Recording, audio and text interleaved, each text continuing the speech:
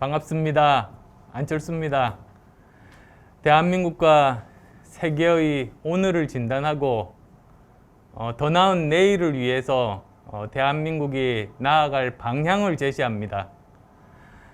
세상을 바꾸는 미래클래스 세바클 6번째 시간입니다. 오늘은 교육에 대해서 말씀을 나누고자 합니다. 오늘의 대한민국을 만드는 힘은 교육의 힘이었다. 그렇게 말씀드려도 정말 과언이 아닙니다. 유럽에서 처음에 어떤 시민혁명이 일어나고 그 다음 또 산업혁명이 일어나고 그 다음에 이제 교육이 제대로 의무교육이 자리 잡게 됐습니다. 미국이 아마 1850년 정도의 의무교육이 자리 잡게 되면서 이제 널리 보편화가 됐는데 대한민국은 먼저 교육부터 시작하고 그렇게 해서 산업화, 민주화를 거친 선진국들과는 반대의 과정을 밟으면서 거의 4분의 1 정도 되는 시간 만에 이렇게 나라가 바뀐 겁니다. 문제는 지금입니다. 4차 산업혁명 시대, 교육의 중요성은 더 커졌습니다. 이제는 젊은 사람뿐만 아니라 전 국민이 평생 교육을 받아야 하지만 이것을 해결해야 되는 그런 시대가 됐습니다. 그런데 문제는 교육 제도를 바꾸기 위해서는 시간이 대단히 많이 걸린다는 점입니다. 대표적인 나라로 핀란드가 1970년대 교육개혁을 시작했습니다. 그 효과가 나타난 것이 1990년대입니다. 20년이 걸렸습니다. 우리가 지금 시작해도 아마도 2040년이 되어야 이 효과가 나타날 겁니다. 그때는 이미 4차 산업혁명은 아주 많이 진행된 다음 아니겠습니까? 이러한 문제를 어떻게 풀 것인가? 그것이 오늘의 주제입니다. 오늘 전 교육부 차관님이셨던 김영식 차관님을 모셨습니다. 김영식 차관님께서 이제 그 최근에 쓰신 책 4차 산업혁명 시대 교육의 미래에 대해서 여러 가지 해안이 있는 말씀들을 해주셨습니다. 오늘 그 말씀 듣고 또 궁금한 점들 우리 패널들과 함께 나눠보도록 하겠습니다. 자, 대한민국의 교육을 이야기합니다. 세바클 6번째 시간 시작합니다.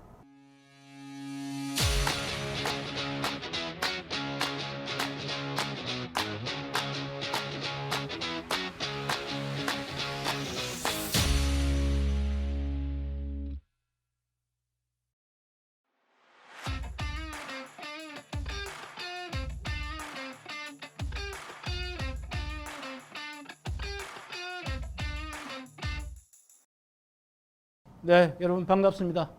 요즘 우리가 보통 우리가 살고 있는 사회를 얘기할 때 한 번도 경험해 보지 못한 세상 뭐 이런 얘기 많이 하시잖아요. 그만큼 우리 사회가 이제 빨리 변화하고 있다는 얘기죠. 제가 지금까지 여러 가지 그 표현 중에 굉장히 충격적이고 인상적인 표현을 지금도 기억하고 있는데 2005년도에 세계는 평평하다 하는 책을 제가 이제 펼쳐보니까 첫 챕터에 뭐라고 되어 있냐면 내가 잠든 사이에도 세상은 변하고 있다. 이 말이 저한테 굉장히 충격적이었어요. 물론 세상이 변화하고 있다는 것은 알지만 우리가 잠든 사이에도 세상은 끊임없이 변하고 있다. 4차 산업혁명이라는 용어가 사실은 2016년 1월 달에 그 스위스 다보스 포럼에서 슈밥 회장이 이제 이런 말을 했죠. 우리가 지금까지 살아왔던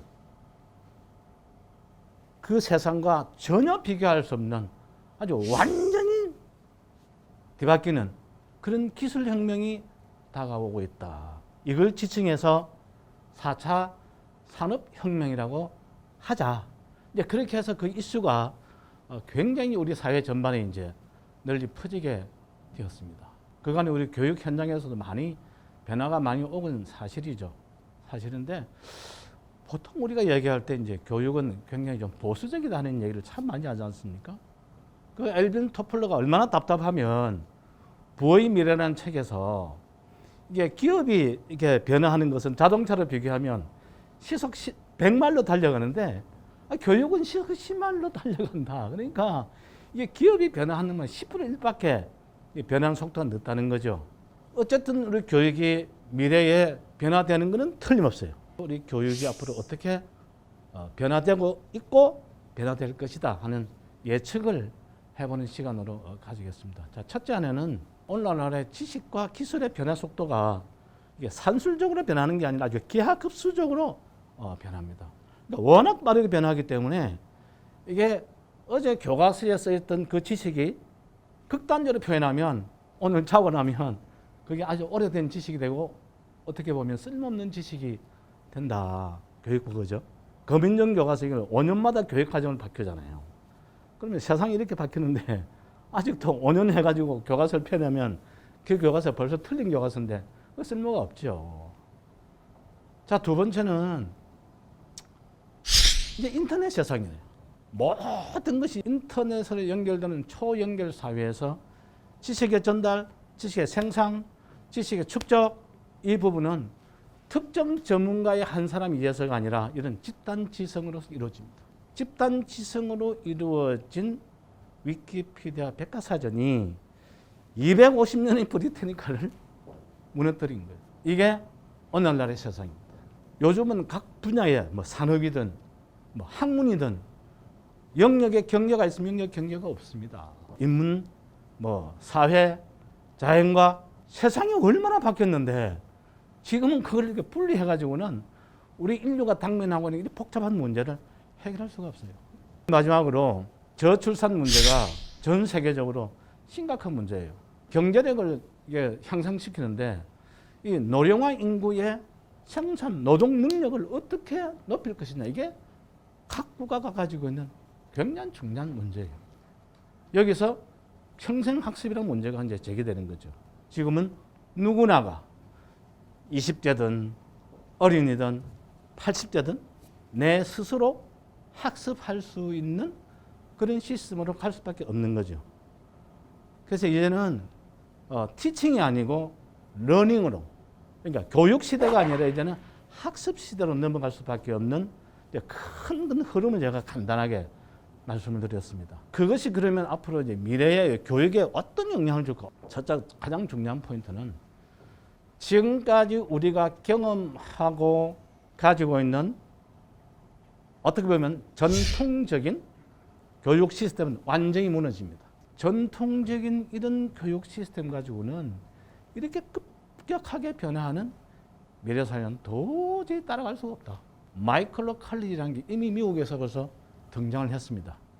그게 2012년도예요. 자, 이건 뭐냐면 학위하고는 전혀 관계없습니다. 대학의 교육은 너무 산업 현장과 이게 안 맞기 때문에 그래서 나온 게 마이크로 칼리지예요. 이건 딱 3개월 과정입니다. 그럼 예를 들면 3개월 과정에 드론에 대한 것을 집중적으로 3개월만 교육시켜서 이걸 바로 산업 현장에 투입시킵니다. 두 번째는 이제 앞으로 교사의 지위는 그 역할이 상당히 위축됩니다. 그럼 누가 대신하느냐? AI가 하는 거죠. 인공지능이 발달되면 상당 부분을 인공지능이 교육 현장에서 하고 있습니다. 미래사회 인공지능이 발달되면 교육이 리얼타임 학습이 가능해요. 3년 전에 만든 그 교과서를 보고 하는 게 아니라 실제 교육 포털로 가지고 리얼타임으로 현실적인 문제를 토론하고 주고받고 하는 문제. 그 다음에 개별 학생에 대한 자기 수준에 다 맞춰서 맞춤형 개별 학습이 이제는 그게 일반화될 수 있다. 그런 식으로 교육이 가게 될 겁니다. 그 다음에 도대체 미래는 어떤 인재가 필요할까? 하나는 창의성과 융합 능력. 자, 두 번째는 협업, 협조, 조정, 코퍼레이션 앤드 코디네이션. 그 다음에 또 중요한 것은 사회가 분화되면 분화돼서 사회 갈등이 많이 생겨요. 거기서 제일 중요한 것은 소통 능력과 공감 능력이에요. 그 다음에 이제 우리 새로운 미래 사회에 이제 대비하는 측면에서 보면 이제는 인터넷을 모르고 컴퓨터를 모르고 뭘 한다? 그건 어렵잖아요. 그래서 컴퓨터적인 사고방식, 컴퓨팅 띵킹, 이게 대단히 중요해요. 그래서 이제 코딩 교육을 굉장히 많이 하던데요. 그 다음에 마지막으로 비판적인 사고. 그러니까 우리가 사회를 보는 관점에 있어서 너무 한쪽으로 치우쳐서 보는 거, 이건 대단히 위험하거든요. 이 엄청난 정보 시대에 살고 있기 때문에 그 정보의 상황을 정확하게 판단하고 분석하는 그 능력이 대단히 중요해지잖아요. 그래서 비판적인 사고, 이 5가지가 미래 사회에 꼭 필요한 그런 어떤 인재가로서 가져야 될 것. 막 그런 것들을 예로 들 수 있습니다. 어쨌든 결론을 맺으면 교육이 참 변화되긴 어려워요. 아까 대표님 말씀하신 것처럼. 그러나 이제는 교육이 바뀌지 않으면 정말로 그 국가의 경쟁력 확보하기가 대단히 어렵습니다. 뭐 산업의 경쟁력 중요하죠. 경제 경쟁력 중요하죠. 결국은 가다 보면 끝은 결국 사람에 귀결됩니다. 그래서 이 인재 경쟁력을 높이는 게 대단히 중요하다. 그 속에 교육이 있다. 그것으로 제 강의를 끝내겠습니다.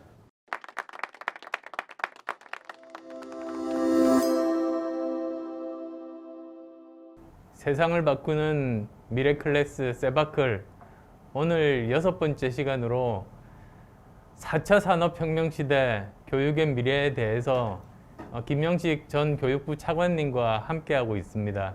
여러분 오늘 강연 어떠셨어요? 좋았습니다. 감사합니다. 지금부터 자유로운 질의응답 시간 가져보도록 하겠습니다. 코로나19 사태로 지금 벌써 교육 현장에서 비대면 수업을 한 지가 벌써 3학기가 지나고 있지 않습니까?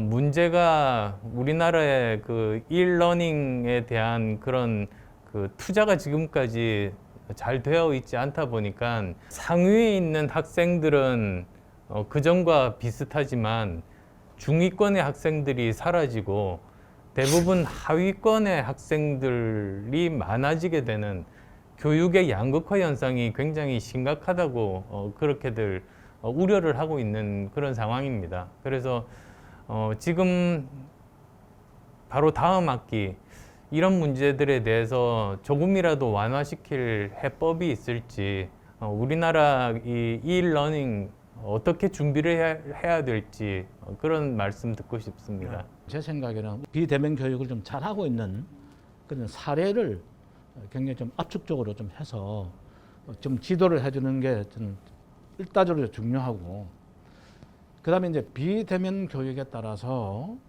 그간의 학력 격차가 어떻게 됐는지 빨리 저는 진단을 할 필요가 있다. 학력의 격차가 이렇게 더 벌어지게 된 원인을 빨리 분석을 해서 그것이 학생들의 어떤 학습 성취 동기 부족인지 아니면 컨텐츠에 대한 흥미도의 부족인지 이런 부분은 좀 철저히 점검해서 한번 일괄해서 한번 이게 큰 그림을 좀 그릴 필요가 있다. 그 정도로선 답을 좀 드리겠습니다. 네, 저는 초등학생 이제 양육하고 있는 학부형인데요. 제가 초등학교를 다닐 때에 비해서 우리 아이들이 지금 학습하고 있는 방식은 10마일 정도의 속도이긴 하지만 그래도 변해서 참 다행이다 그런 생각을 하는데, 그러면서도 혼란스러운 게 평가 방식이 바뀌지가 않으니까 교육의 내용이 바뀌어도 큰 의미가 있나? 창의성, 소통 능력 이런 것들이 미래형 인재들의 핵심 역량인데 이것들이 과연 측정이 가능할까, 그리고 공정하게 평가가 가능할까, 이런 생각이 또 이어졌습니다. 미래에서의 평가 방식이 어떤 점을 고민해야 되는지 여쭤보고 싶습니다. 초등학교는 그런 대로 변화가 많이 왔어요. 그런데 이제 중학교, 고등학교 올라갈수록 변화가 이제 아까 제가 말씀드린 전통적인 모양으로 이렇게 됩니다. 그 중심에 이제 대학 입시라고 하는 수능시험 제도라고 하는 것 하나가 연결되어 있고 평가라는 문제하고 연결되어 있어요. 우리 교육이 변화되지 못하는 여러 가지 이유 중에 하나가 부모님의 어떤 교육관, 이것도 굉장히 영향을 주고 있어요. 야, 옛날 애들은 말이야, 뭐 한자도 다 알고 말이야. 근데 한자도 모르고 뭘 알아? 이렇게 하지만 당사자 입장은 아니 나 컴퓨터도 잘하고 다 잘해요. 예? 그러니까 부모님의 어떤 전통적인 편견도 저는 바꿀 필요가 있다. 그래서 일단은 아이에게 스스로 공부할 수 있는 어떤 습관과 호기심을 길러주는 그런 분위기를 조성해 주는 저는 대단히 중요합니다. 저는 아무래도 이제 대학에 있다 보니까는 온라인 수업이라든가 그리고 온라인으로 뭐 학생들과 인터랙션 하는 것도 정말 과거에는 대기업의 전유물이라고 생각했는데 이게 이제 굉장히 보편화되는 속도가 굉장히 빠른 것 같습니다. 근데 상황은 이렇게 변하고 있는데 정부에서는 이러한 그 대학 교육의 혁신에 대해서는 정말로 이번 팬데믹 3학기를 겪어보면서 보니까요. 이게 역행을 하고 있는 것 같아요. 미래의 교육 비전, 대학의 비전은 정말로 개방되고 유연하고 유동적이고 유기적이고 이렇게 가야 되는데 대통령의 의지부터 시작해가지고 우리나라 사회에서는 아직까지 이게 왜 그렇게 추진할 수 있는 동력이라든가 그런 게 왜 이렇게 미약할까요? 미국의 대학이 왜 강했을까? 그건 자율과 책임이에요. 예를 들면 연방정부에서 이제 보조금을 주면 역시 마찬가지로 이제 보조금 잘 썼나 무슨 그 정도는 하지만 기본적인 원칙이 대학의 자유를 맡기는 거예요. 자, 시대가 좀 변했으니까 이제는 대학은 대학의 책임에 맡겨줘야 된다. 그래야 대학이 발전할 수 있는데 아직도 이제 어떤 하나의 틀에 맞춰서 평가를 하는 것은 대학의 발전을 막는 그런 결과가 돼요. 마찬가지지만 좀 각 분야의 전문성을 가진 사람이 그 부처의 책임자로 가는 게 저는 맞다. 그런 정도로 답을 내리겠습니다. 교육은 사회의 희망이고 미래 세대의 행복이다라고 저는 생각을 했습니다. 그래서 교육은 공정해야 되고 교육에는 다른 색깔이 입혀지면 안 되는데 현재의 대입학력고사를 보면 사실상 있는 자들의 대잔치가 될 수밖에 없어요. 이 교육의 공정과 그 교육의 부패를 없애서 교육이 사회의 희망과 미래 세대의 행복을 위해서 희망의 사다리를 어떻게 만드는지, 어떻게 만드는 게 좋은지 한번 고개를 듣고 싶습니다. 지금 예를 들면 수학능력 시험은 결국 미래 제도에는 맞지 않는 제도입니다. 이거 미래는 우리가 창의력, 소통력 뭐 이렇게 얘기해 놓고는 실제 시험 치고 있는 거는 점수 가지고 점수 경쟁하잖아요. 근데 맞지가 않는 거죠. 최근에는 미국에서도 유명 명문대학에서 SAT 점수를 고려하지 않겠다라고 했습니다. 그리고 왜냐하면 역시 SAT도 미래사회에 필요한 어떤 능력을 측정하는 것은 좀 거리가 멀다라고 판단한 거예요. 수능 시험은 잘 보고 학업 성적이 좋아서 성공한다? 저는 그거는 아니라고 봐요. 그러면 우리가 학생들은 뭘 해줘야 되느냐? 자기가 가지고 있는 능력, 소질, 이걸 정말로 성공적으로 발전해 나갈 수 있게 학교의 모든 제도가 그렇게 재편되면 학생들의 흥미도 돋아지고 그렇게 될 수 있다. 또 한 가지만 더 네. 좀 여쭤보고 네. 싶습니다. 지금 현재 우리나라 초등학교 6년, 중학교 3년, 고등학교 3년, 대학교 4년 이런 학제가 1951년부터 지금까지 70년간 변하지 않고 있지 않습니까?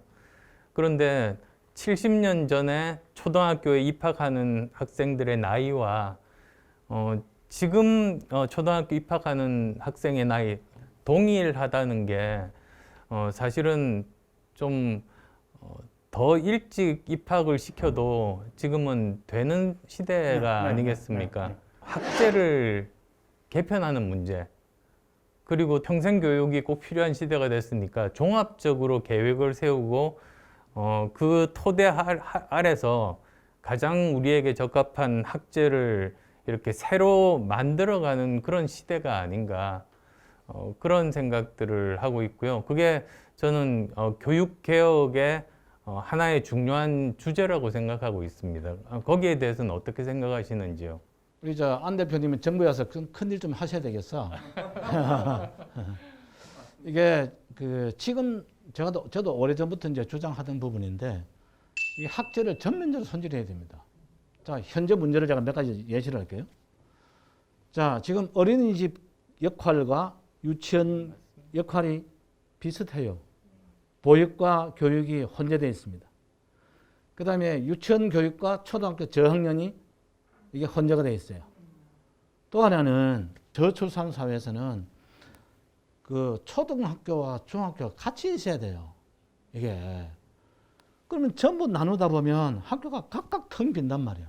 이런 효율성의 문제도 있고 교육과정은 전혀 연결성이 없어요. 이 학제야말로 교육의 틀을 완전히 뜯어 고치는 굉장히 중요한 문제라서 얽혀있는 문제도 많고 그래서 이건 정말로 국가의 책임자가 전폭적인 지원을 해주지 않으면 예를 들면 뭐 교육부 장관님이 한 뭐 1년 하다 가시고 이래가지고 이 문제가 해결이 안 됩니다. 우리가 흔히 말하는 입직 연령, 그러니까 직업을 얻는 연령이 거의 30세예요. 근데 외국은 훨씬 낮아요. 그러면 경제적으로도 좀 일찍이 직업을 해야 되는데 그 학교 와가지고 그냥 다 6, 3, 3, 4 이렇게 다 해가지고 그 많은 시간을 다 뺏기고 군대까지 해야 되고 그러니까 이게 경제적인 측면에서도 경제활동 측면에서도 굉장히 지금 문제를 많이 안고 있어요. 그래서 정리해서 말씀드리면 이 학교 문제는 반드시 필요하다. 그냥 전폭적으로 국가의 책임자가 지원이 없으면 감히 손대기 어렵다 하는 문. 또 하나 문제는 학제에 있어서 외국하고 학제가 안 맞아요. 일본은 이제 4월이고 우리는 3월인데 미국은 9월이잖아요. 학제의 어떤 국제화 이런 부분도 이제 손질을 해야 될 때가 왔다. 그래서 지금 지적하신 부분은 저는 대체적으로 공감합니다. 세상을 바꾸는 미래클래스 세바클 오늘 6번째 시간으로 김영식 전 교육부 차관님과 함께하고 있습니다. 차관님 오늘 강연 어떠셨습니까? 저는 우선 우리 대표님께서 교육에 대해서 상당 부분 많이 아시고 계셨다는 건 몰랐고요. 참석해 주신 분들에 제가 더 감사를 드려야 될 그래서 오늘 참 유익하고 또 대화를 나누는 내용들이 상당히 좋았습니다. 네, 오늘 강연 그리고 또 질문에 대해서 성실하게 답변해 주신 우리 김영식 차관님께 박수 부탁드립니다. 감사합니다. 교육은 국가의 기본 중에 기본입니다. 특히 대한민국처럼 자원이 부족한 나라, 인재가 많은 나라에서는 특히 교육의 중요성은 아무리 강조해도 지나치지 않는다고 생각합니다. 그런데 우리나라 교육이 위기에 빠져 있습니다. 4차 산업혁명 시대에 맞는 교육을 우리나라 교육 제도가 학생들에게 공급을 해야 되는데 점점 더 지금 뒤처지고 있는 그런 상황입니다. 그래서 지난 2017년 대선 때 저는 교육개혁이 국가의 가장 중요한 과제라고 생각했습니다. 그래서 그때 제가 제안했던 것이 교육개혁에 대해서 사회적인 대타협이 필요하다는 말씀을 드렸습니다. 그를 위해서는 정치권, 그리고 또 교육부 관료분들, 그리고 또 학부모들, 학생들, 전문가들 모든 사람들이 함께 모여서 앞으로 10년 계획을 합의를 하는 겁니다. 그렇게 되면 모든 정치 세력들이 다 같이 합의를 한 내용이기 때문에 정권이 바뀌더라도 그 지속성은 어느 정도 담보를 할 수 있고요. 여기에다가 하나 더 이런 10년 합의를 매년 하는 겁니다. 그렇게 되면 올해 한다면 2030년까지 그리고 또 내년에 한다면 또 한 해 더 이런 식으로 합의를 하게 되면 연속성이 담보가 됩니다. 이런 방법으로 사회적인 대타협을 한다면 우리나라 교육도 정말 제대로 그리고 일관성 있게 아주 장기간에 걸쳐서 혁신적인 교육개혁을 이룰 수 있지 않을까 그런 생각을 했습니다. 저는 이번 대선에서 이러한 중요한 교육 문제에 대해서 이것이 논의의 초점으로 부각이 되고 많은 사람들이 함께 고민해서 이러한 방향으로 움직여 나가야지만이 대한민국 국가의 미래가 있다는 그런 믿음을 가지고 있습니다. 이번 대선에서 교육 문제가 꼭 중요한 화두로 떠오를 수 있도록 저도 노력할 생각입니다. 대한민국은 미래를 준비하고 있습니까? 세상을 바꾸는 미래 클래스 세바클 안철수였습니다. 고맙습니다.